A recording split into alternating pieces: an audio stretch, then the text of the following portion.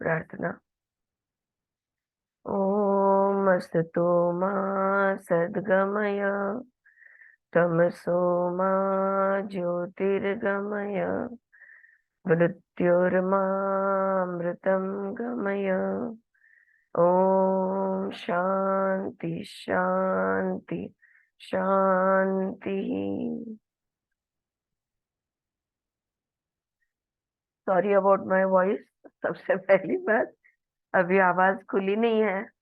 ज्यादा कुछ आपको मतलब if it is too disturbing then I will stop और we could continue tomorrow. Okay, if you are okay with it I will do my best. तो हमने जो last class में बात की थी वो बात थी गुरु के बारे में। और गुरु के बारे में, गुरु के सानिध्य में रहना जरूरी है कुछ सालों तक, लेकिन डिपेंडेंसी भी नहीं उन पे लाना है। ये भी बारे में हमने पढ़ा था। गीता में भी गुरु के ऊपर काफी सारे श्लोक बताए गए हैं और ये बोला गया है कि गुरु के बगैर अध्यात्म प्रगति नहीं हो सकती या अध्यात्म का अभ्यास नहीं हो सकता। ये भगवत गीता में कहा गया है। उसके बारे में वो कह रही है कि सही बात है कि गुरु के बगैर, गुरु हो तो अपने को इजी होता है, लेकिन जैसे मैंने लास्ट टाइम समझाया कि जो 12 साल 10 साल 12 साल बच्चे गुरु के साथ जाके रहते थे और आश्रम में उनके yes yes Suchitra, if it is difficult for me also we will stop. Let me see if my voice opens up as I read. So so हमारे यहाँ बिल्कुल जो भगवत गीता में गुरु के बारे में कहा गया कि गुरु के बगैर तुम्हारा कुछ होगा नहीं, ये लिटरली लिया गया। और गुरु को एक मनुष्य रूप में देखा गया और फिर वो बोलेगा वही पूर्व दिशा, वो बोलेगा वैसा ही होगा। तो बहुत सारे गैर समझ भी हो गए और बहुत लोग अपने आप को गुरु बना के भी बैठ गए। और गुरु उन्होंने चाहा शिष्या शिष्या ही रहे और शिष्य ने चाहा कि बस गुरु ही मेरी सारी जिम्मेदारियां लेते रहे। So people might ask, doesn't the fourth chapter talk about the necessity of a guru? Yes, it does. But it points out the nature of that necessity and the limitations of the phase in which it is needed. Yes, गुरु की जरूरत है, लेकिन वो जो कि कब कितनी जरूरत है, कब तक गुरु का हाथ पकड़ना है, कितनी समय तक पकड़ना है, कौन से स्तर तक पकड़ना है, ये सब वो बताएंगे। when you are studying you don't remain in one grade all your life। सही है ना? फर्स्ट स्टैंडर्ड से सेकंड स्टैंडर्ड, सेकंड से थर्ड, हम एक एक ग्रेड ऊपर होते जाते हैं। You study for a year and then you cross over to another. So why glorify the need for a guru? जब तुम प्रमोट हो जाते हो तो ये वही गुरु कैसे तुम्हारा कंटिन्यू रहेगा, राइट? तो जैसे जैसे हम आगे बढ़ते जाएंगे हमारे गुरु भी बदलते जाएंगे, है कि नहीं? देखो, हम ये ग्रुप में हमने किसी को गुरु एज सच माना नहीं है, मतलब कोई व्यक्ति गुरु नहीं है हमारा एक। लेकिन हम सारी किताबों को, ये जो आध्यात्मिक अभ्यास जो हमें सिखाता है, इन किताबों को गुरु मानते हैं। गेस्ट लेक्चरर भी हमारे ग्रुप में आते हैं, वो भी हमारे टीचर है, हम भी एक दूसरे के टीचर है, right? And if you see, it is progressive. So we used to read certain, we began with The Secret, सबसे पहली किताब। हाँ, although 16 years back the first book that we read was The Secret। उससे फिर अभी आज हम the secret पढ़ने नहीं बैठेंगे। आज अगर सीक्रेट पढ़ने बैठेंगे तो ये क्या 10th में आने के बाद फर्स्ट स्टैंडर्ड के क्लास में आपने बिठा दिया, ऐसा होगा, right? So why glorify the need for a guru? Why not take it easy and see a guru as a necessity in the ascendance from matter to energy, from energy to emptiness, and from emptiness to intelligence। गुरु का हाथ पकड़ेंगे ऊपर उठने के लिए, ऊपर उठने के लिए यानी जो हम भौतिकता में है वहां से ऊर्जा की तरफ जाने के लिए। ऊर्जा से शून्य में जाने के लिए, शून्य से विज्ञानमय कोश में, एक एक कोश जैसे हम बढ़ते जाएंगे इंटेलिजेंस तक, हाँ, प्रज्ञा तक जाने के लिए, राइट। तो गुरु हमारे उस तरह से हम बदलते जाएंगे। One may need help and one takes it. जब जब हमें कोई विषय नहीं समझता तो हम जाके उस विषय का अभ्यास करते हैं, लाइब्रेरी से 4 किताबें ले आते हैं। अगर हमारे कोई टीचर्स है जो हमारे सीनियर्स है, हम उनसे बात करते हैं। हम ये ग्रुप में तो हम लोग सब लोग अलग अलग बुक्स को रेफर करते हैं, फिर एक दिन मिलते हैं और उस विषय पे चर्चा करते हैं। अगर आपको याद हो तो स्वाति पंडित का अम, वो जो गाना था ना, शहर, गोरक्षनाथ का, गोरक्षनाथ की जो गोरक्षनाथ कविता का, थी, हाँ। हाँ, उसका जो गाना था, वो गाना उसने डाला, उस पर हमने सबने अपनी अपनी तरह से अभ्यास किया। और जब साथ मिले और बैठे बातें करने तो पता चला कि कितने सारे दृष्टिकोण हमें पढ़ने को मिले, अलग अलग। समवर ऑफ लिटरल, कि गोरक्षनाथ शहर में एंटर हो रहे हैं सुबह के वक्त, अर्ली मॉर्निंग, और फिर वो ये उनको ये लाइन सूझती है। लेकिन some took it to the spiritual level, and where they said that he is literally talking about this body as a शहर. काय होतं त्याचं starting, I am not recollect.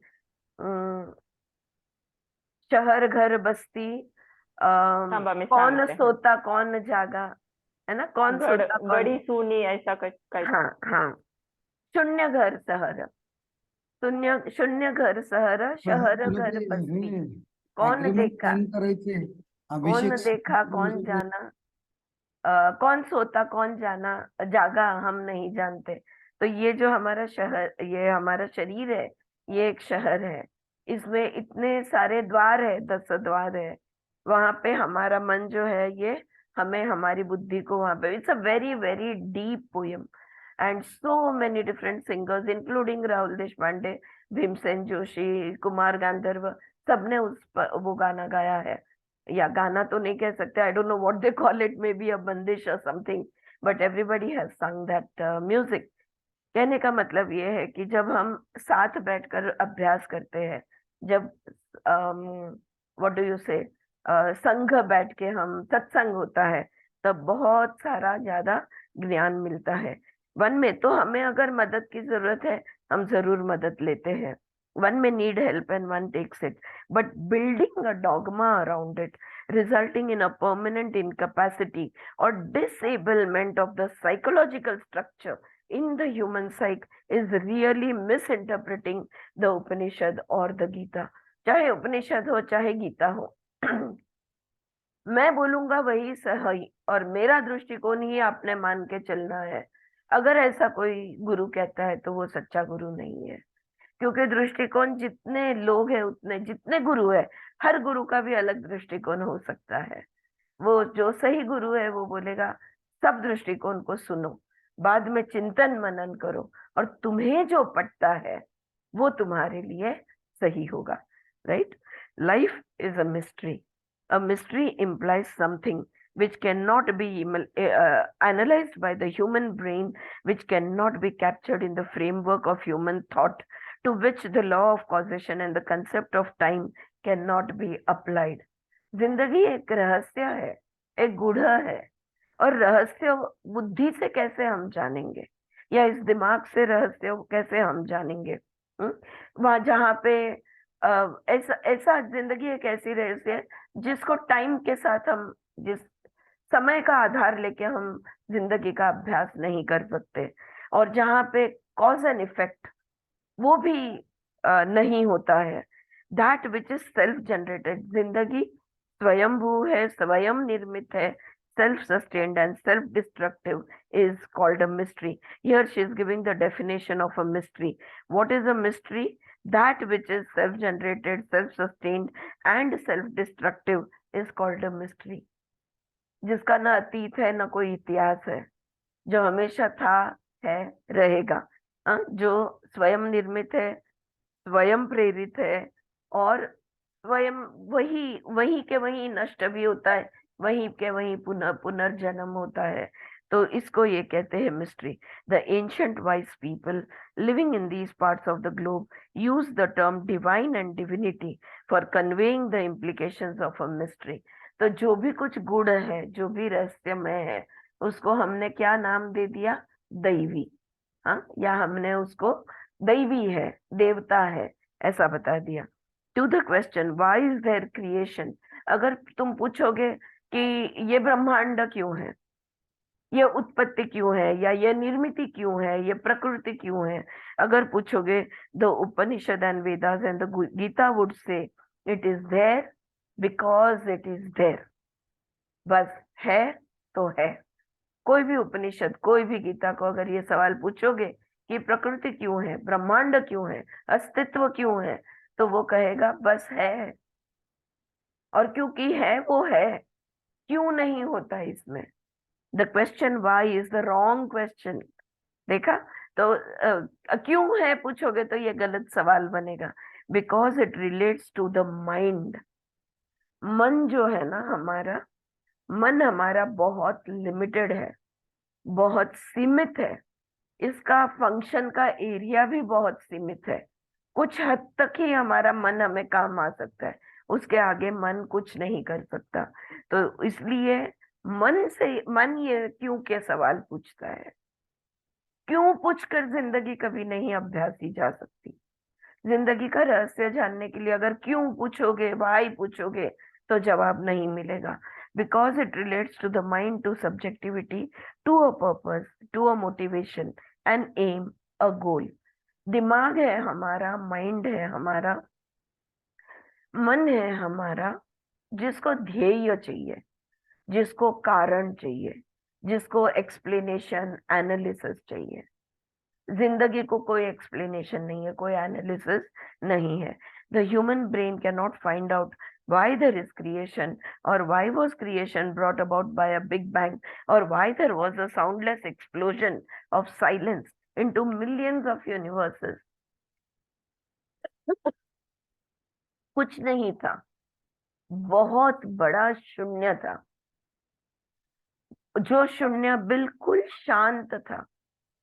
There was nothingness, there was emptiness, and there was complete silence. And in that silence, suddenly there was a big bang, a big burst, and so many universes came into existence. इतने सारे ब्रह्मांड उसमें से ही निर्मित हो गए. Where was I? Yeah. So millions of universes. Whatever analysis, exploration, experimentation with electronics, high technology, or whatever else might be used, the self-generated spontaneous existence of the cosmos will remain an unanalyzable mystery. So they say life is divine. Quantum physics, subatomic particle, तुम कितना भी सूक्ष्मता में चले जाओ, आखिर तुम शून्य में पहुंचोगे. कितना भी इसको अभ्यासने की कोशिश करो, लेकिन ये तुम्हें समझ में नहीं आएगी. तो जिंदगी जो है ये दैवी ही रहेगी, क्योंकि ये रहस्य ही रहेगी, रहस्यमय ही रहेगी. Life is divinity as well as mysterious at the same time. दैवी भी है, रहस्यमय भी है. ऐसी ये जिंदगी है. Ask any scientist at the end of the 20th century about the relation between the particle of matter and the quantum of energy contained in it.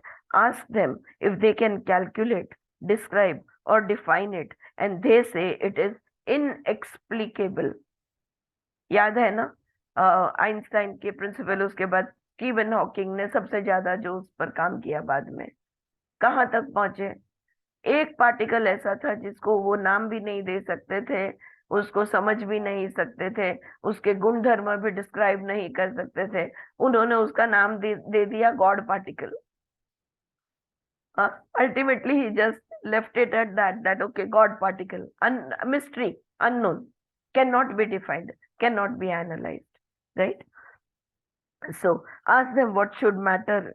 No, the relation of the smallest particle of matter and the quantum of energy contained in that particle defies both logic and arithmetic. न तुम इसे explain कर सकते हो, ना इसे calculate कर सकते हो। Ask them why should matter contain energy at all. पूछो अपने साइंटिस्ट से कि कोई भी चीज के अंदर, हाँ, कण कण में ऊर्जा कहाँ से है, कण कण में एनर्जी कहाँ से आती है। Every atomic, subatomic particle is made of energy. Ask them why. They will not be able to answer. Ask them why should matter contain energy at all. Energy is qualitatively different from the characteristics of matter in which it makes its abode. वो जो कण है ना, वो कण जो है ये भौतिक है, ये फिजिकल है, उसको एक रूप रंग आकार है, लेकिन उसके अंदर जो है वो है ऊर्जा, और ऊर्जा के गुण धर्म अलग, और भौतिक उस कण के, उस रंग रूप आकार के गुण धर्म अलग होते हैं। तो कभी भी, मतलब आई बात समझ में, ये शरीर है, इनके गुण धर्म बिल्कुल अलग है, और इसके अंदर जो ऊर्जा रहती है, इस शरीर के अंदर अनेक ऊर्जाएं हैं, उसको तुम मैच नहीं कर सकते, उसको क्वांटिफाई क्वालिफाई नहीं कर सकते। अगर तुम ढूंढने जाओगे तो वो नहीं पता चलेगा। That's what she is saying here, because energy is qualitatively different from the characteristic of matter in which it makes its abode, यानी ऊर्जा इस शरीर के अंदर रहती है। Where do these two qualitatively different ingredients of life, matter and energy meet? तो एक तो है शारीरिक अस्तित्व, और दूसरा यानी भौतिक अस्तित्व, और दूसरी है ऊर्जा। ये कहाँ जुड़ते हैं, नहीं पता चल सकता कि ये कहाँ जुड़ते हैं। Where do the two of them meet? We can't make out, right? Because where do these qualitatively different ingredients of life, matter and energy meet? The sound किसका है? Matter and energy meet. How is the one contained in the other? कैसे होता है ये? किसी भी चीज के अंदर ऊर्जा कैसे घुस जाती है? इस शरीर के अंदर आत्मा कैसे आ जाता है? या तो आत्मा अमर है कहते हैं, तो क्या एक आत्मा है जिसके जब वो चाहता है तब उसके अराउंड शरीर घट जाता है, घट जाता है, like a body is built around the energy. How where do they meet? Where is the exchange, or where is the merging of it that happens? Ask the scientist, and they will just say it is so. पता नहीं, ऐसा ही है। दोनों अलग है, कोई भी scientist बोलेगा। What is the logic behind the interaction of the dance of innumerable energies taking place in the temple of silence, in the cathedral of cosmic space? What language she uses here. Such beautiful sentences. I will just repeat that.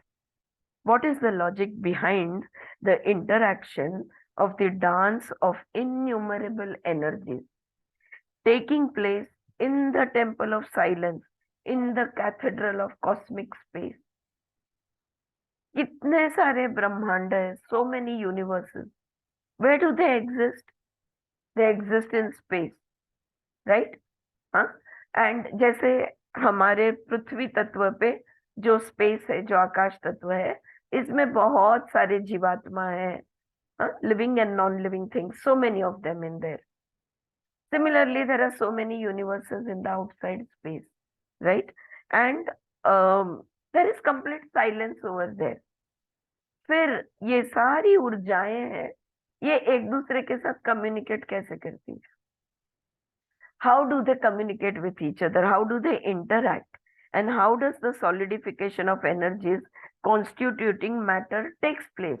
जो मैंने बोला ना अभी, पहले मैं नहीं थी, फिर मैं पहले मेरे माँ के गर्भ में आई, तो क्या मेरी आत्मा आई और फिर उसके अराउंड एक सेल का दो, दो का चार, चार का आठ, ये सेल्स बनने लगे? कैसे हुआ? कोई भी चीज सॉलिडिफाई, कोई भी चीज अगर आप देखोगे तो वो एनर्जी है। फिर हमको वो एनर्जी हमें दिखती है? नहीं दिखती है, लेकिन वो सॉलिड चीज हमें दिखती है। कैसे? क्योंकि वो एनर्जी के वाइब्रेशन स्लो हो जाते हैं। कोई भी ऊर्जा के वाइब्रेशंस जब बहुत स्लो हो जाते हैं तो उसको रूप रंग आकार आने लगता है और हमें वो दिखाई देता है। तो ये कैसे होता है? How does that solidification happen, right? So how does the solidification of energies constituting हाँ, matter? Yeah, जैसे फैन लगाते हैं तो इलेक्ट्रिसिटी रहता है तभी हमको पंख नहीं दिखते। जब बिल्कुल। हम ऑफ करते हैं जैसे वो स्लो होता है तभी हमको वो पहुंच के दिखने लगते हैं। बातें दिखते हैं, whether it has 4 blades or 3 blades or 5 blades. Absolutely right. So otherwise it's just energy and you cannot visualize it. Only when it slows down it will. So energy के vibrations जब slow down आते हो जाते हैं तब चीजें अस्तित्व में आ जाती है. Things appear. Appearance. Yes. So life is a mystery. But how does it happen? We don't know. Life is a mystery. And this is being said not because one is a religious person, but because the scientific study of life as it is obliges us to say that it is divine, that it is a mystery. और ये हम कैसे बोल सकते हैं? क्योंकि हम धर्म में मानते हैं? नहीं. कितने भी आप धर्म में मानो, धर्म के पास भी इन चीजों का जवाब नहीं है. वो भी कहेंगे बस है. कहाँ है भगवान? बस है, दिखाओ मुझे. नहीं दिखा सकते, पर हर जगह पे है. There was a very nice answer that Kalburgi sir gave when he had visited us. याद है सुचित्रा? He asked भगवान किधर है, दिखाओ. तो बोलते अगर आकाश तत्व है तो भगवान है. That is the presence of God, the space element itself, in which everything else appears. Everything else comes into existence, right? So that it is a mystery. Up till now, it has been beyond the reach of natural sciences, physics, chemistry, biology, etc., to analyze the nature of the interrelationship between energies and the beings that inhabit the planet. So the second characteristic of divinity or mystery is the organic interrelatedness. All the expressions of life in the cosmos are interrelated, interlocked. Their sustenance depends upon each other. They contribute to the richness of one another.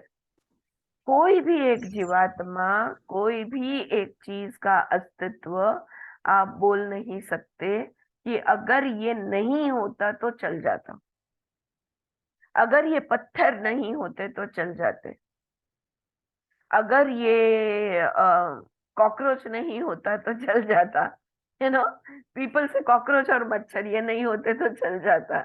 I don't know how they are linked in with all the life living things, but I'm sure they must be, because nothing is ever there without a reason and a purpose and a connectivity.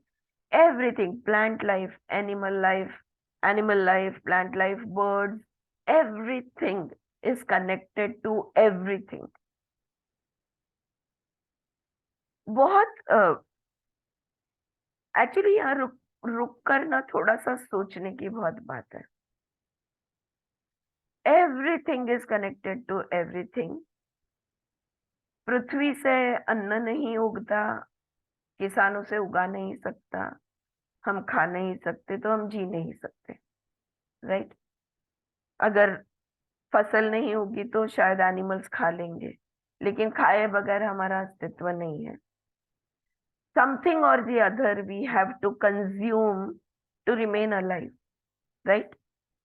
मैं तो कहूंगी कि वो लोग जो है ब्रेथेरियंस, जो सिर्फ या तो वो लोग जो है जो सोलार एनर्जी पे जीते हैं, या वो लोग है जो सिर्फ प्राणिक एनर्जी पे डायरेक्टली जीती है, उनकी भी डिपेंडेंसी है. बिकॉज वो प्राणिक एनर्जी के बगैर वो जिंदा नहीं रहते, वो सोलार एनर्जी के बगैर वो जिंदा नहीं रहते. ये तारे इतने दूर है, इनका क्या काम है? ये नहीं होता तो चलता. हम कोई भी चीज के बारे में ये नहीं कह सकते कि ये अगर नहीं होता तो चलता. तो हम हर एक चीज के साथ जुड़े हैं. सजीव, निर्जीव, पंचमहाभूत, पृथ्वी, जल, अग्नि, वायु, आकाश, दूसरे प्राणी मात्रा, दूसरे जीवात्मा. हम अच्छी तरह जानते हैं कि दूसरे जीवात्मा के बगैर हमारा जीव नहीं रहेगा. इतना कुछ जानते हुए हमने खुद को अलग करने की कितनी कोशिशें की है, जब इसके बारे में सोचते हैं तो दिमाग खराब हो जाता है। हमने भेदभाव, तुम मेरे जाति के नहीं हो, तुम मेरे रंग के नहीं हो, तुम मेरे देश के नहीं हो, हमने इतने डिविजन्स करने की कोशिश की है। The human being has tried to separate himself from in so many things, in so many ways. It is unbelievable. When the reality is, सच्चाई ये है कि सब कुछ इंटरलॉक्ड है। हम कहते हैं हम बहुत विवेकी लोग हैं, हम यम नियमों का पालन करते हैं, अहिंसा, सत्य, अस्तेय, ब्रह्मचर्य, अपरिग्रह, ये सब चीजें हम पालन करते हैं। वो लोग जो है ना, वो लोग बहुत क्रूर है, वो लोग झूठ बोलते हैं, हिंसा करते हैं, वो लोग क्रूरता दिखाते हैं। उनसे मेरा कोई नाता नहीं। Hello, good morning. पूरी तरह तुम उससे जुड़े हुए हो। तुम ये कह ही नहीं सकते कि वो मर्डरर है, वो जिहादी है, वो रेपिस्ट है, वो टेररिस्ट है और उनके साथ मेरा कोई रिश्ता नहीं। ये हम बोल ही नहीं सकते। इस तरह से अटूट जुड़े हुए हैं हम। जैसे उनके हर कृत्य के साथ वो हम उनसे जुड़े हुए हैं, वैसे हमारे हर कृत्य के साथ बाकी सब जुड़े हुए हैं। उनका हम कुछ नहीं कर सकते, हमारा हम बहुत कुछ कर सकते हैं। इस पॉइंट पे पावर वर्सेस फोर्स को फिर से याद करेंगे। डॉक्टर हॉकिंस उसमें कहते हैं, पावर वर्सेस फोर्स में उन्होंने एक्चुअली रिसर्च स्टडी किया है और वहां पे वो कहते हैं एक बंदा अगर 1 घंटा दिन में मेडिटेट करता है तो कम से कम 10,000 लोगों की जिंदगियां वो सुधार रहा है। अब मेडिटेशन यानी क्या? मेडिटेशन का क्या मतलब है? कुछ नहीं करना। मेडिटेशन का मतलब है कुछ नहीं करना। जब हम कुछ नहीं करते तब हम 10,000 लोगों का भला कर सकते हैं, ये मैं कहूंगी। या we can benefit so many people by doing nothing. अब यहाँ पे कृष्ण का अकर्म में कर्म दिखेगा आपको।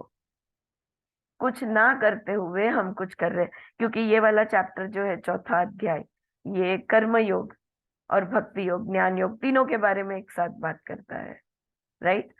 By not doing anything, we are helping so many people. So we cannot say that we are separate, we are divided, and we have got nothing to do with each other.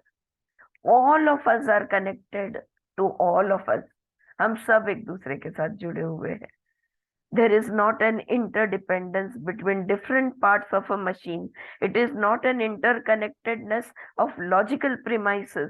It is not something imposed by the human brain on the existential essence. The organic interrelatedness is the expression of divinity, the expression of mystery. हम जुड़े हुए हैं तो किसी car के या किसी घर के टुकड़ों की तरह नहीं जुड़े हुए हैं कि ममता दरवाजा है, मैं खिड़की हूँ, शैलजा रूफ है, तो सुचित्रा कोई फ्लोरिंग है। हाँ, ऐसे नहीं। वो भी जिंदा है, हम भी जिंदा है। उसमें भी वही ऊर्जा है जो हमारे में है। वो भी जीवन है, जीव है, हम भी जीव है। उसमें भी देव तत्व है, हमारे में भी देव तत्व है।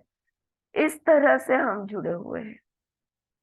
जैसे कोई कपड़ा ले लो, धागा तो बस वही एक धागा है जिसको बस बुना गया है, ऐसे ऐसे ऐसे रैप्स एंड वाप्स करते हुए, और वो कपड़ा बन गया है, पर धागा एक है। हाँ, उस तरह से हम जुड़े हुए हैं और इसलिए हम एक दूसरे के साथ जुदा या एक दूसरे के साथ से अलग या टूट नहीं सकते, अलग नहीं हो सकते। This clarification was necessary to understand what Krishna implies when saying, My births and actions, my life, both are full of mystery, full of divinity, because there is no cause outside of me, independent of me, that makes me act. There is no goal, no aim which prompts my action. इस बात को यहाँ पे समझाना समझना जरूरी था, क्योंकि कृष्ण जो कहते हैं, ये वाला जो श्लोक है जहाँ कृष्ण कहते हैं कि मेरा जन्म और मेरा कर्म, मेरी जिंदगी ये दैवी शक्तियों से भरी हुई है।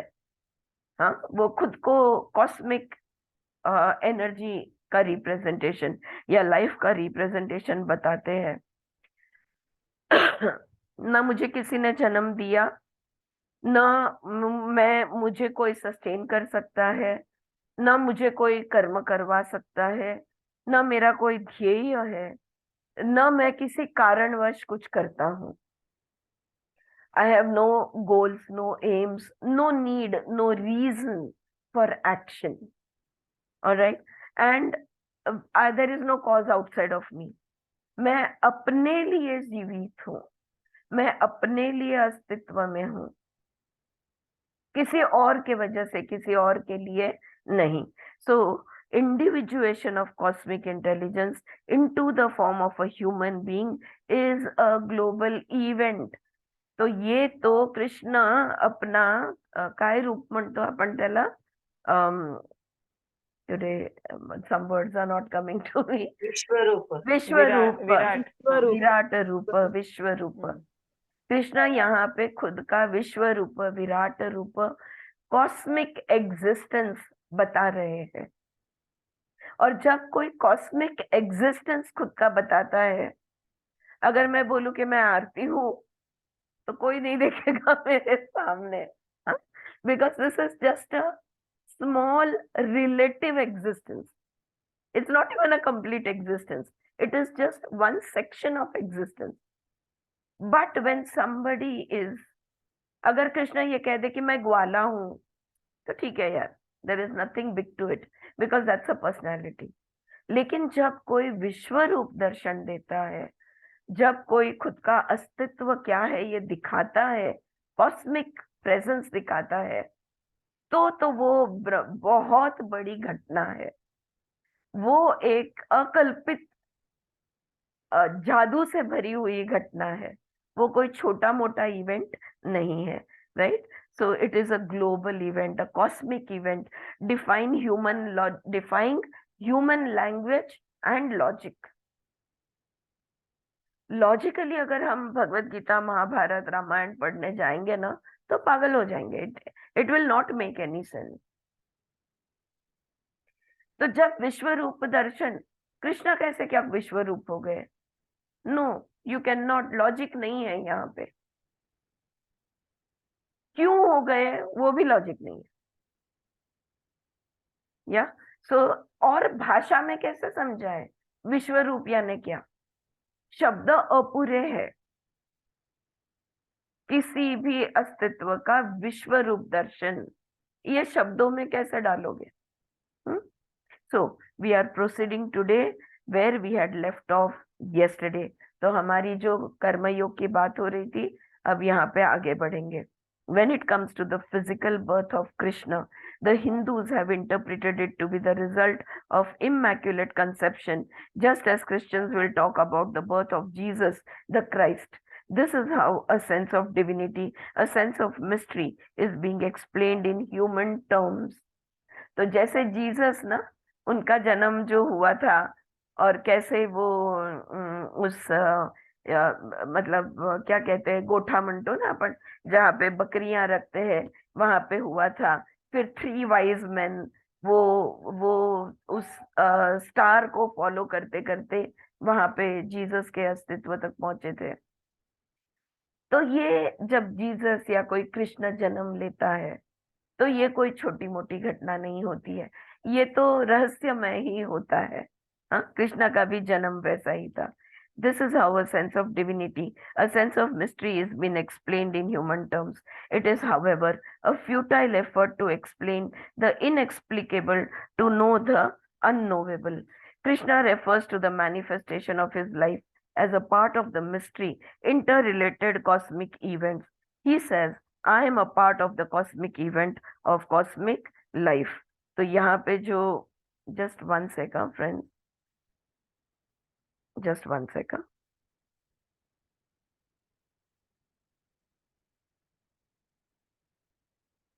दारावर बघ ना कोण आहे please. So when it comes to the physical birth of Krishna, Krishna refers to the manifestation of his life as a part of the mysterious interrelated cosmic events. He says, I am a part of the cosmic event of cosmic life. तो विश्व रूप हूं मैं, कृष्ण कहते हैं, इस ब्रह्मांड का प्रतिनिधित्व कर रहा हूं मैं. I would request the students of the Gita to free themselves from the traditional interpretation of this verse. The claims that Krishna or Christ were born of virginity. Jesus की भी जो माता जी है, जो उनकी माँ है, उसको वर्जिन मैरी कहा जाता है, यानी बिना सेक्स किए जिसका जन्म होता है. तो कृष्ण का जन्म भी सेक्सलेस जन्म था, ऐसा दर्शाना, तो लोग जो दर्शाने की कोशिश करते हैं, तो ये बहुत गलत फहमी है, वो कह रही है.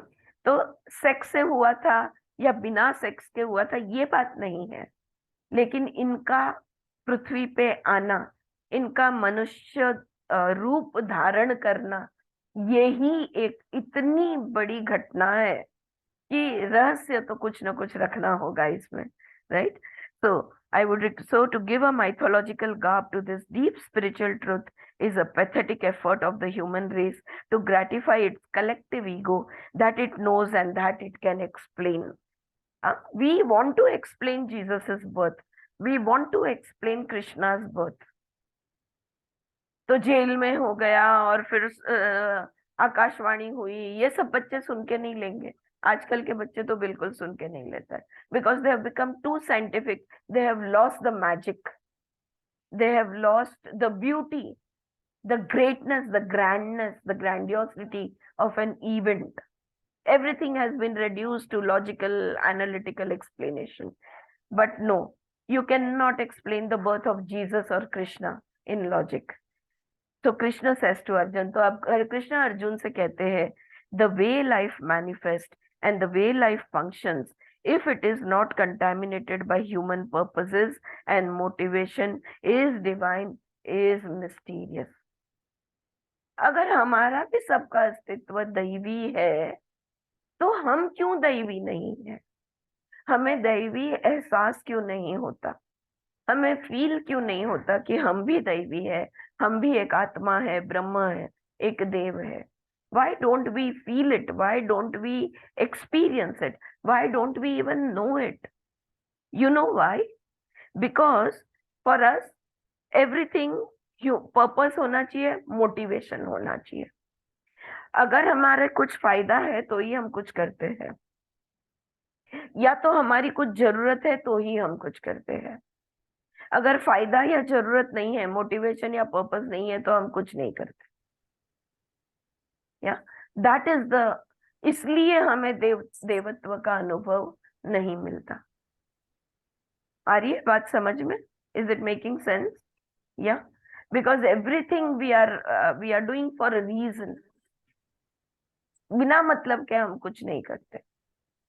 अगर मतलब हटा दिया जाए और किसी भी एक्शन को सिर्फ अपने आप में पूर्ण करने के लिए अगर हम उसे पूर्ण कर दे और उसके बाद उसको ना छेड़े, मतलब हो गया, अभी मेरा मन किया, सपोज मेरा पानी पीने का मन किया, जो अभी कर रहा है, ओके? तो अगर पानी पीने का मन किया, अगर मुझे प्यास लगी है, मेरा शरीर कह रहा है या मेरा गला कह रहा है थोड़ा पानी पी लो, वो पानी का पीना जो है ना, वो अपने आप में पूर्ण होना चाहिए. The action, the reason and the consequence, it all has to become one. Subject, object and the action, तीनों एक हो जाना चाहिए. तो पानी का एक घोट पीना, ये भी एक दैवी क्रिया बन सकती है. हम कर्मयोग के बारे में बात कर रहे हैं, राइट? यहाँ पे जो रेफरेंस वो दे रही है, तो so Krishna says to Arjuna, we have to have the by human purpose or motivation, the mystery or divinity is lost. तो mystery चला जाता है. Just excuse me.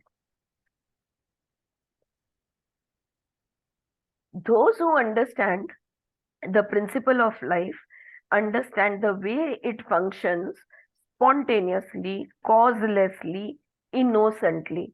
तो जिंदगी कैसे चलती है? आप कहोगे अगर मेरे पास कुछ करने के लिए कारण नहीं है तो मैं कुछ नहीं करूंगी, बराबर है ना? अगर कोई रीजन नहीं है तो मैं क्यों कोई एक्शन लूंगी?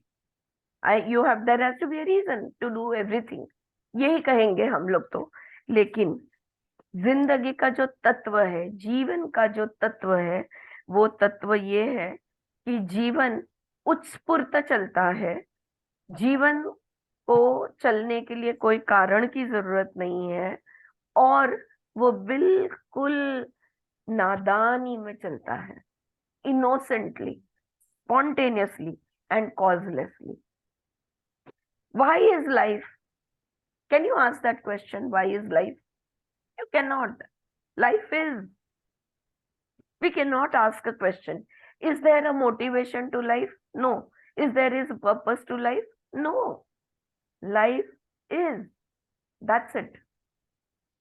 Utspurta. It is spontaneous. It is causeless. And it is innocent. उसको रूप रंग आकर हमने दिया है. उसको अच्छा बुरा, ऊंच नीच, बड़ा छोटा, भारी हल्का, ये हमने दिया है. It is our perspective which makes anything appears the way it appears to us, and that is why the same thing will appear different to all of us. Yeah, so this is what she's saying here, that innocence is divine, isn't it? बच्चे को हम क्या बोलते हैं? बच्चों को भगवान का रूप होता है, खास करके अगर उसने अभी तक बात करना नहीं सीखा तब तक. till it cannot express itself is definitely is a god. बहुत ज्यादा रोएगा तो वो भगवान रूप हो जाता है. तो इनोसेंस, हम क्यों भगवान का रूप कहते हैं? क्योंकि वो इनोसेंट है. हाँ, शिव जी को भोलेनाथ कहते हैं.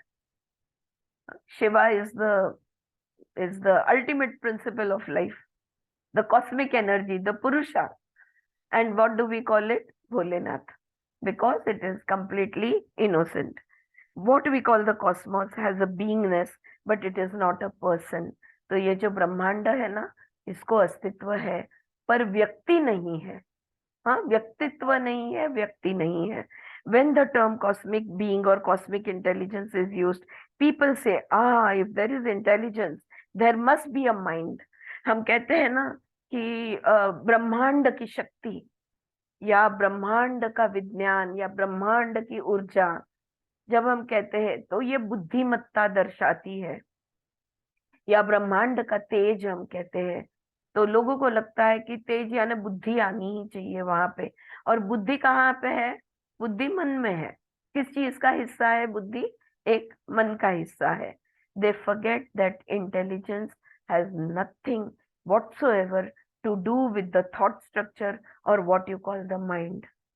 लेकिन बुद्धिमत्ता जो होती है, इंटेलिजेंस जो होती है, प्रज्ञा जिसे हम कहते हैं, लाइट भी कहते हैं, प्रकाश भी कहते हैं, तेज भी कहते हैं, ये जो है ना, इसका मन और मन के विचारों से कोई लेना देना नहीं है. It has got nothing to do with the mind or the thought structure. It is an energy. वो तो एक ऊर्जा है, born out of the space of meditation, an energy activated in the space of silence, a causeless activation, a direction-free movement permeating the whole body.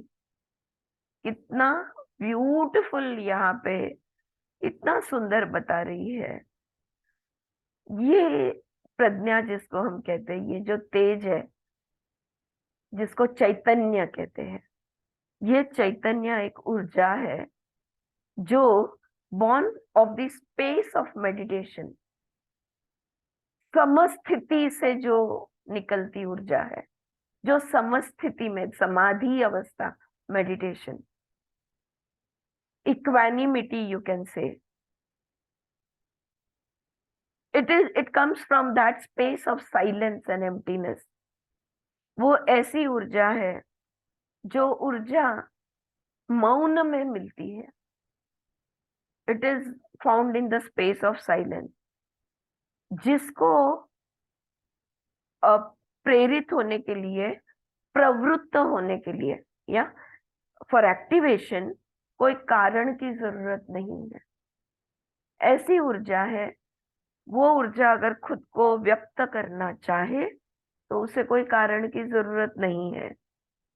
उसकी कोई दिशा भी नहीं है, दिशाहीन है, इसको दिशा की जरूरत नहीं है. वो सर्वव्यापी है. कहाँ है चैतन्य? दक्षिण, पूरब, पश्चिम नहीं, ऊपर नीचे नहीं. हम भगवान कहते ही ऊपर देखते हैं. तो क्या चैतन्य सिर्फ ऊपर है? नहीं, सर्वव्यापी है.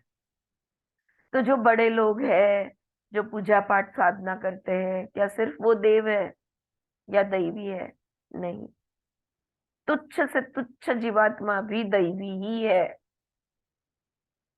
You know, it is so difficult for our brains. That is why I'm repeating this again and again, to accept that something which is not nice, I am a part of that. We don't want to associate ourselves with badness, with wrongness, with, something which we don't like. So again and again we come to that point. So this energy, this Chaitanya, it is born out of emptiness. It is born out of silence. It does not need a reason. It also does not need a direction. If the energy of intelligence can get activated in your own body, और ये चैतन्य अगर हमारे शरीर के कण कण में जागृत हो जाए, हमारा कण कण चैतन्य में है, हम इसे जागृत कर सकते हैं. अगर वो सोया हुआ है तो इसे हम जगा सकते हैं. If the energy of intelligence can get activated in your own body, क्यों करेंगे ऐसा? बिना कारण के, causelessly, spontaneously, उत्स्फूर्त रीत से, and can function entirely free of the thought structure and its mechanism. Why can't we see that in the cosmic beingness, the all-permeating cosmic intelligence can operate in exactly the same way? क्या लगता है आपको? आपका हृदय का हर एक cell काम नहीं कर रहा, लिवर का हर एक सेल काम नहीं कर रहा, किडनी का, मसल्स का, नर्व्स का, हर एक सेल आपका शरीर के अंदर, क्या उसमें चैतन्य है या नहीं है? है ना? क्या वो तुम अस्तित्व में आए तब से लेके आज तक है या नहीं है? कि बीच में 10 दिन छुट्टी पे गया था? नहीं गया ना छुट्टी पे कभी.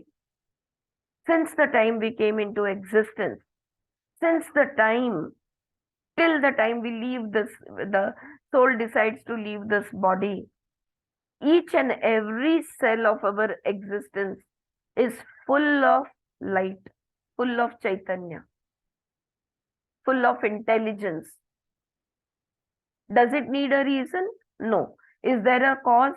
No. Is it कल था आज नहीं है और फिर कल होगा? No. It's spontaneous all the time, causeless existence of each and every enlightened cell in the body.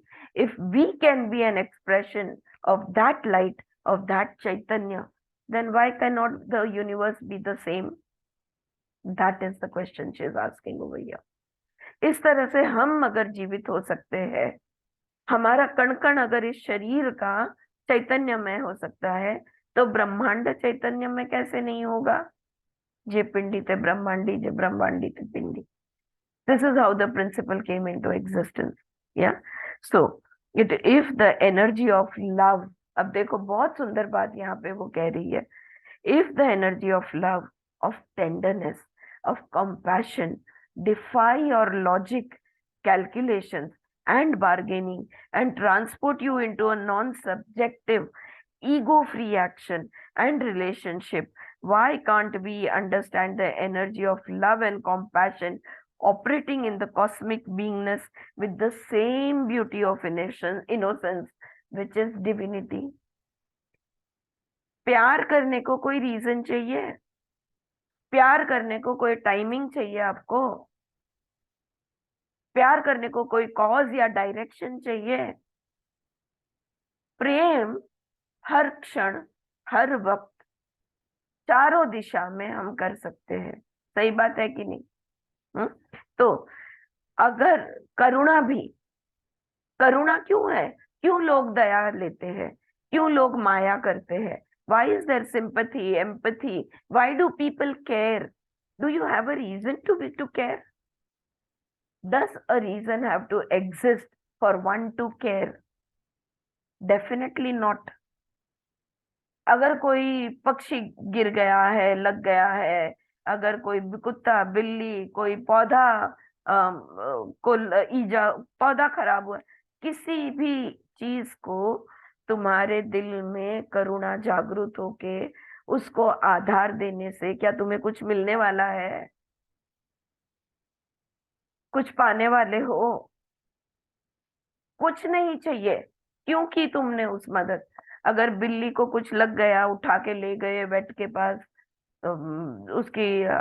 उसकी मलहम पट्टी कराई, जो भी कराया, कोई भी प्राणी हो, इंसान हो, किसको भी मदद करने के लिए क्या किसी कारण की जरूरत है? क्या मन में दया माया जागृत करने के लिए किसी कारण की जरूरत है? नहीं है।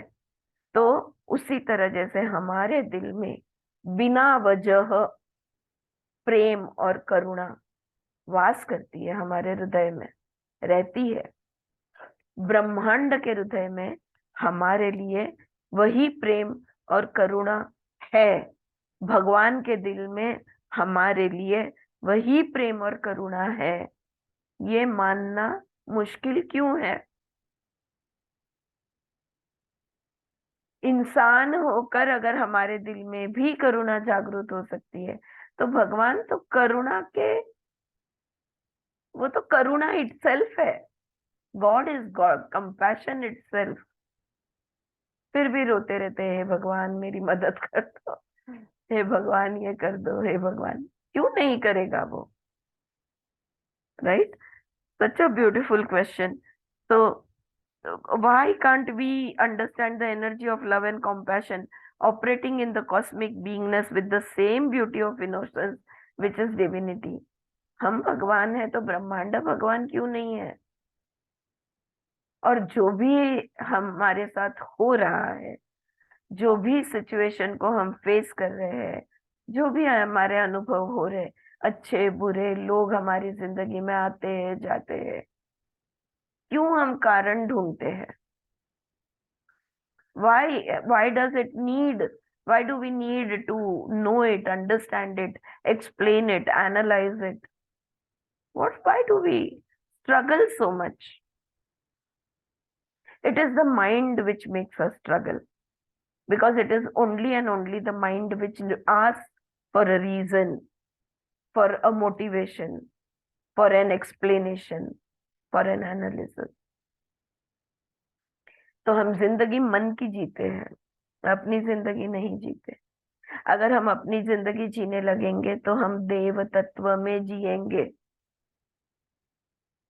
जहाँ पे कोई कारण की जरूरत नहीं है, कोई एक्सप्लेनेशन देने की जरूरत नहीं है, हर एक कोई परिणाम की भी जरूरत नहीं है। हर एक चीज इसलिए करेंगे क्योंकि अभी उसे करना जरूरी है, और सिर्फ खुद के फायदे के लिए नहीं, तो इस तरह से करेंगे ताकि किसी का नुकसान ना हो। अगर उसमें हमारा फायदा है तो ठीक है, पर किसी का नुकसान ना हो। या so Krishna says to Arjuna, those who understand the principle of life understand that life has a beingness. As it, friends, ना क्या हो रहा है अभी मेरे साथ? I'm reading the book that I'm sharing about, about pre birth planning की जो किताब है वो मैं पढ़ रही हूँ. I am sharing every day on the group also, specially जो मेन लेसन है वो मैं शेयर करती जा रही हूँ. And as it always happens, this and that correlate होता है. So there are so many things that is said in that book also, where the spirit guides are talking, in a trance session, and the client is conveying those dialogues. और ये material और वो material बहुत match कर जाता है, हमेशा ऐसा ही होता है. But this is the thing that we as human beings are ruled by our minds, and our minds keep us on a merry-go-round, a giant wheel, you know. If we could just exist, that is what the point that I'm reading right now. अगर हमारा अस्तित्व है, इसके लिए हम खुश है. मैं खुश हूं कि मैं जिंदा हूं. मैं वो करती हूँ जो मुझे करना जरूरी है. मेरी विवेक बुद्धि के साथ जो भी मैं जिसके लिए कर पाऊं मैं करती हूँ. हर पल हर घड़ी पूर्णत्व से जीती हूँ. यानी अब भी जो करना है वो पूर्ण करना है. वो खत्म होने के बाद उसको कैरी फॉरवर्ड नहीं करती कि अरे मैंने ये ठीक किया या नहीं किया, मैंने ऐसा करना चाहिए था या नहीं करना चाहिए था, ये अच्छा था, ये बुरा था, ये सही था, ये गलत था. नहीं, जिस क्षण जो करना है किया, काम खत्म, रात गई बात गई, हर क्षण गया बात गई. पूर्णत्व से अगर हम जीते हैं ना, हम जीवन मरण के फेरे से मुक्त हो जाएंगे. If we could only learn to live spontaneously, if we could only learn to live in the moment, in the now, then there will be no continuity. तो वो आखिर का क्षण है ना, वो भी वैसा ही जिएंगे. हर क्षण को आखिर का क्षण समझ के अगर जी लेते हो ना, वही बात उसमें वो समझाते हैं स्पिरिट गाइड, कि हर क्षण को आखिर का क्षण बस समझ के जी लेते हो तो हो गया ना, खत्म, गेम ओवर. सांप सीढ़ी का खेल बहुत पासे डाले, बहुत बार जन्म लिया, मर गए, फिर जन्म लिया, फिर मर गए, अब खेल खत्म. It will be over. The birth and rebirth, the cycle will be over. We will be free from this bondage of life and death. That is what I'm reading over here. That is what is living in देव तत्व. यहाँ पे जो वो कह रही है मैं समझ रही हूँ कि उसी को वो देव तत्व कह रही है. So Krishna says to Arjuna, तो कृष्ण अर्जुन से कहते हैं, those who understand the principle of life understand that life has a beingness. जीवन है ना, जीवन एक अस्तित्व है, कुछ तो भी है. तो वो होना जो है वही जिंदगी है. या नॉट अ पर्सन. जिंदगी यानी कोई व्यक्ति नहीं है. अ पर्सन और a personality is something cultivated. कोई व्यक्ति या व्यक्तिमत्व जो होता है ना, इसको तो हम तैयार करते हैं ना, धीरे धीरे, रूप रंग आकार, कभी स्लिम होते हैं, कभी ट्रिम होते हैं, कभी ऐसे दिखते हैं, कभी वैसे दिखते हैं, हम उसको डेवलप करते हैं. जिंदगी डेवलपिंग नहीं है, जिंदगी पूर्ण ही है. कल भी थी, आज भी है, कल भी रहेगी, हम हो ना हो. Yeah. So it is not a person or a personality, it's something which is cultivated, related to the context of life, to the nature of society in which the individual lives. हम खुद को mould करते हैं. जिस समाज में हम जी रहे, जिस युग में हम जी रहे, जिस समय में हम जी रहे, हम खुद को मोल्ड करते हैं. उस हिसाब से हम खुद को बनाते हैं. जिंदगी को कोई मोल्डिंग की जरूरत नहीं है, वो सर्वव्यापी है. Everywhere it is there. Yeah, so it is something put together. It can be developed. कोई भी व्यक्ति होता है या व्यक्तिमत्व, पर्सन और पर्सनालिटी जो होता है ना, इसको डेवलप किया जाता है, कल्टीवेट किया जाता है. So it can be developed, it can be cultivated, it can be damaged also. कितना नाम था उसका, आज बदनाम है ना. Right? It can be developed, it can be cultivated, and it can be damaged. खराब भी हो सकता है. कौन? पर्सन या personality. But life, nothing will happen to life. A being need not necessarily be a person. That which is all permeating is obviously impersonal, is it not? जिंदा हो क्यों हो? खुद के लिए हो, स्वार्थ नहीं होता इसमें, बस है तो है, इस ब्रह्मांड का एक अंश है, अंश बन के जी रहे हैं, right? So you being organically related, O Arjuna, to this mysterious beingness of life, the cosmic beingness of life, why not learn to act out of spontaneity?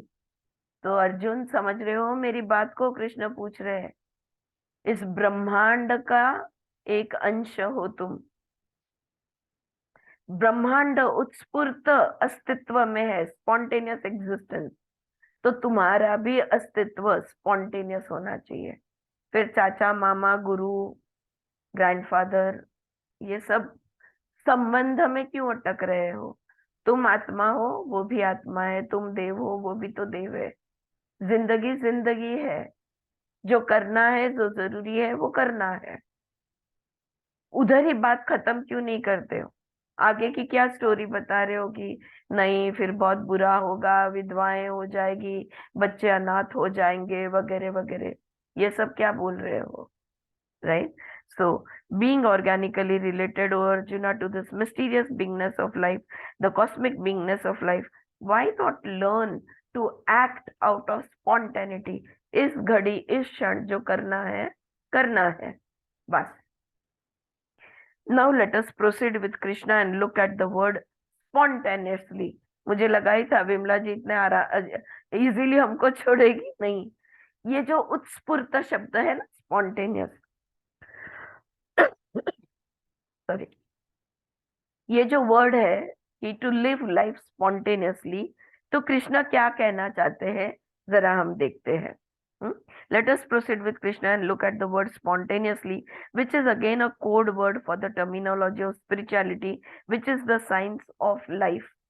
तो जो जीव शास्त्र, जीव विज्ञान जो है, इसका वो एक कोड वर्ड है, spontaneous. Every word is so pregnant with indications, denotations, connotations, expressing various shades of the wholeness of life. हर शब्द जो यूज किया गया है ना, इसको जिंदगी की इतनी सारी छटाएं और इतने सारे अर्थ लगते हैं कि इन शब्दों को का अभ्यास करना जरूरी है। That which is spontaneous is, तो ये spontaneous होता क्या है? All right, that which is spontaneous is uncovering, unwinding, revealing its content. Oh my God, look at the definition that she gives. It really blows my mind, you know, sometimes I don't know what to say next. ऐसा हो जाता है मेरा। That which is spontaneous, जो भी उत्स्फूर्त होता है ना, it is uncovering, unwinding, revealing its content. For example, अगर मैं उत्स्फूर्त जीती हूं ना, तो मेरा शरीर, मन, बुद्धि, भावनाएं, ये गांठे जो है ना, ये बंधने जो है, ये बंधनों का छूटना, सब कुछ छूट जाना, और आत्मा जो है, ये जो हृदय का प्रकाश है, इसका दिख जाना, इसको कहते हैं उत्स्फूर्त। Unwinding, uncovering, revealing its content. I am not Aarti. I am not a woman. I am not this. I am not that. I am this age. None of it. मेरे पर्सनालिटी की सारी छटाओं को हटा दो, मेरे मन, बुद्धि, अहंकार, चित्त को सबको हटा दो, इस शरीर को भी हटा दो, क्या रह जाएगा? मेरे दिल की, हृदय के अंदर जो अग्नि है वो रह जाएगी, वो प्रकाश रह जाएगा। वो प्रकाश का दिखना यानी स्पॉन्टेनिटी, स्पॉन्टेनियस एग्जिस्टेंस। यस ममता मैम, आज प्रवीण का एक कुछ तो क्लिपिंग आया, आपने देखा ना?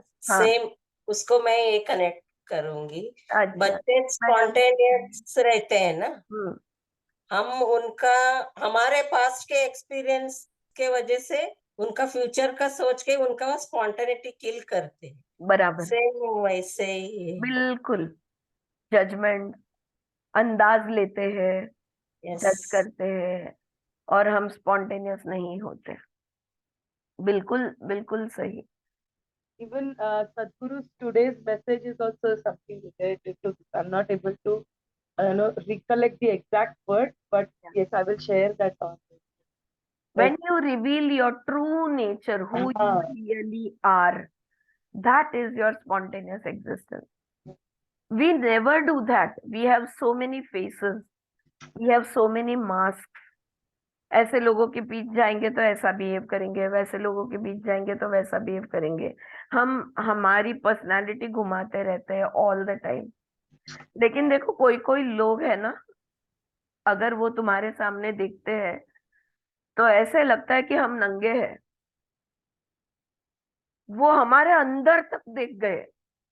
मतलब उसने जैसे कि जो नजर डाली, जैसे कि मेरे दिल को देख लिया, मेरे अंदर के एकदम इनर मोस्ट सेल्फ को उसने देख लिया।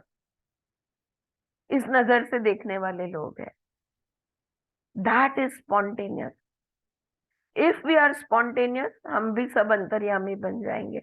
We will be able to look into everybody's heart, and we have to. So spontaneity here, what she is saying is, it is the revealing of the contents of who you really are. स्वभाव, जो सही वाला स्वभाव है, जो बनाया हुआ है वो नहीं, हमारा जो स्वभाव है वो भाव, right? So that which is spontaneous is uncovering, unwinding, revealing its contents. The unmanifest is constantly revealing its contents through the manifest. ले लो, वो जो नहीं है, वो जो अदृश्य है, वो जो pure energy, pure power, pure शक्ति है, वो अस्तित्व में जब आती है तो वो खुद को दिखा रही है। It is an expression of that wholeness. Everything that is an expression of that wholeness. हर एक रूप, रंग, आकार, हर एक व्यक्ति, वस्तु जो है, ये उसी ब्रह्मांड की शक्ति का नतीजा है। इसलिए हर एक में वो ब्रह्मांड की शक्ति है। हर जीवात्मा में परमात्मा है, क्योंकि हम उसी के तो रूप है। वो दिखाना चाहते हैं, वो अदृश्य है, वो परा है, राइट? वो खुद को दिखाना चाहते हैं तो कैसे दिखाएंगे? कुछ ना कुछ रूप लेंगे। हम वो रूप है। We don't feel that way, we don't behave that way. अगर हमें एहसास भी हो जाए, कुछ क्षणों के लिए भी एहसास अगर हो जाए कि यार मैं तो देव हूं, कैसे बिहेव करेगा एक देवता? एक देवी कैसे होगी? क्या वो कंप्लेन करेगी? क्या वो क्रिटिसाइज करेगी? क्या वो बुरा भला बोलेगी? क्या वो अपशब्द का उच्चारण करेगी? कभी नहीं। अगर हम सच में खुद को देव समझने लगे ना, तो हम बहुत अच्छे इंसान बनेंगे, ऐसा मैं मानती हूँ। Because then I will have to really behave जैसे हम छोटे बच्चे हुआ करते थे। कोई फेवरेट टीचर बनती थी, जैसे हमारी स्कूल की मिसेस गुप्ते थी, तो फिर हम सबको मिसेस गुप्ते ही बनना होता था। एंड देन एवरीबॉडी, वो सबकी फेवरेट है ना, तो वो जैसे बर्ताव करती थी वैसे हम दूसरों के साथ बर्ताव करेंगे। तो वो कुछ समय के लिए, वो आधे एक घंटे के खेल के लिए हम वो टीचर या वो प्रिंसिपल बन जाते थे और वो टीचर या प्रिंसिपल के तरह बिहेव करते थे। लेकिन हम हर पल, हर क्षण spontaneous appearances of the unmanifest है। ये हम मानते क्यों नहीं है? हम मान ही नहीं पा रहे। Yeah. The unmanifest is constantly revealing its content through the manifest. Creation has no other logic behind it but this mysterious spontaneity. क्यों वो खुद को दिखाना चाहता है?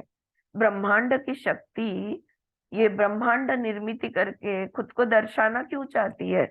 बस चाहती है। क्यों? क्या होता है? गलत सवाल। Don't ask wrong questions. Upanishad और भगवत गीता हमको कहेगी गलत सवाल मत पूछो। गुरु कहेंगे गलत सवाल मत पूछो। क्यों? क्या होता है? which is fulfilled by expressing itself, manifesting itself, uncovering itself.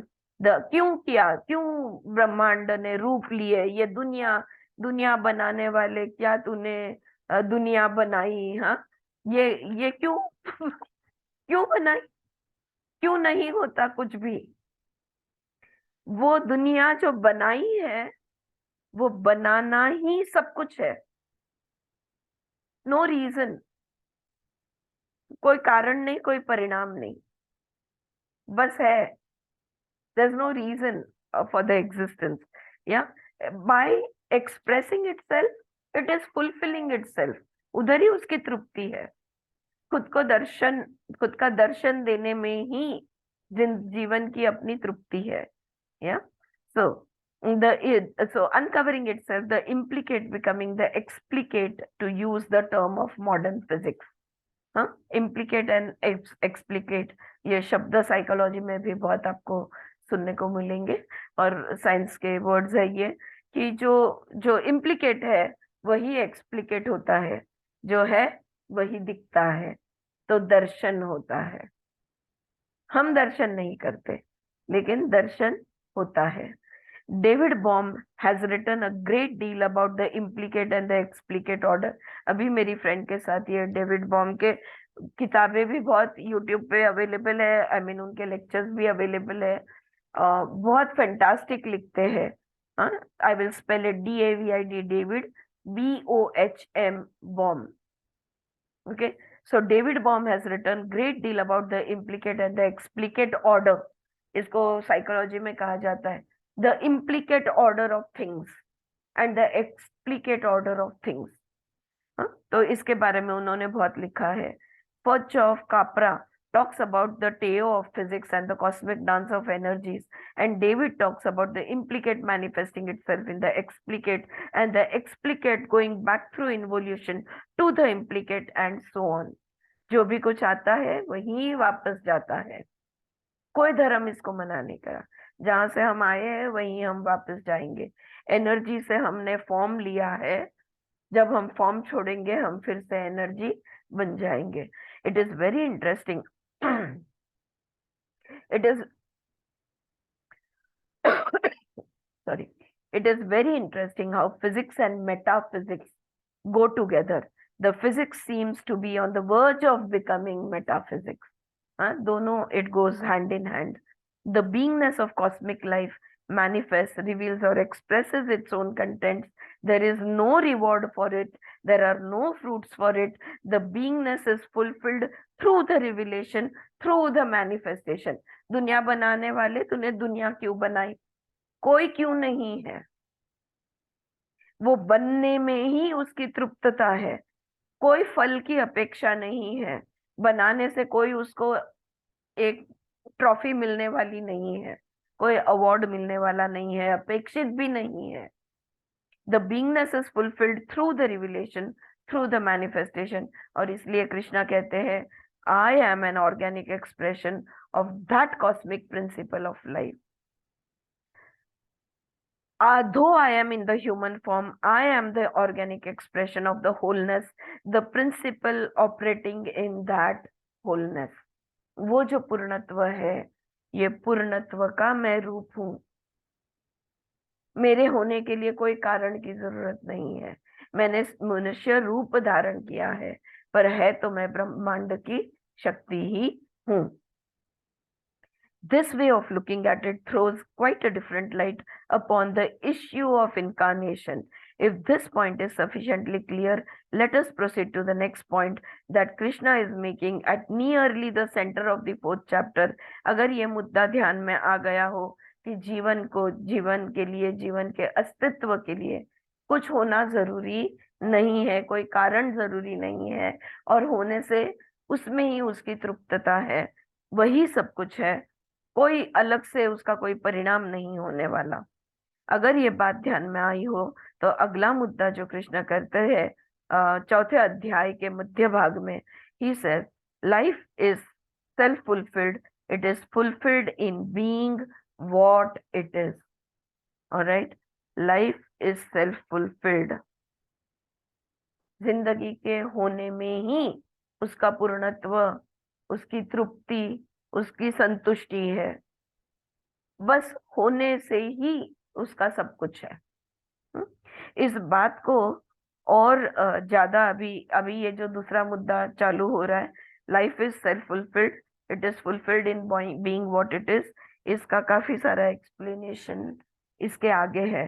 तो आई थिंक हम लोग इस पॉइंट पे रुकते हैं, क्योंकि ये स्टार्ट होंगे तो फिनिश नहीं हो पाएगा, और इसको हम कल पढ़ेंगे। I hope you could all hear me clearly. Yeah. All right, friends. Thank you very much. We will just stop over here.